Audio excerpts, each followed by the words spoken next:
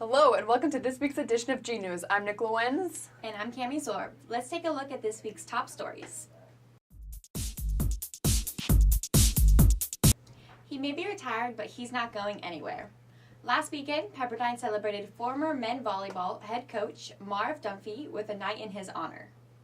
Fans received special edition Marv Dunphy volleyball hats as the team took on UC Santa Barbara, but the fun didn't stop there.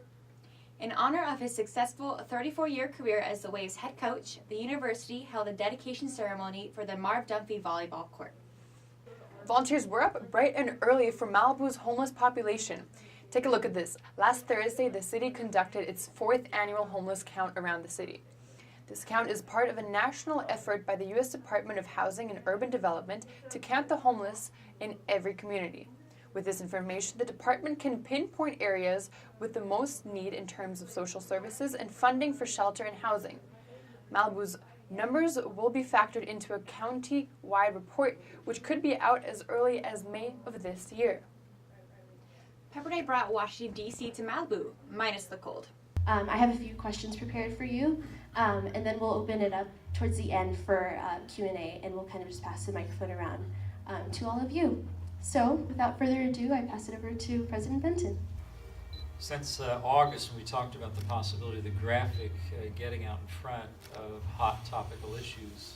Most colleges or universities would not exist without the federal government in the United States. The federal government this year will make about $100 billion available to students and families in student loans. That's $100 billion. The next one will be in March 8th, which will be on this idea of the citizen soldier, and kind of we'll be discussing Veterans Affairs, and we'll have one kind of bringing together all of the cultural clubs here at Pepperdine on April 10th. And that's all we have for this week's G News. Don't forget to check out our website, pepperdine-graphic.com, for these stories and much more. And for updates throughout the week, follow us on all social media at pepgraphic. You can also subscribe to our weekly newsletter, The Pixel, with this link and get all the top stories and find out what's coming up. And of course, don't forget to tune in to next week's G News.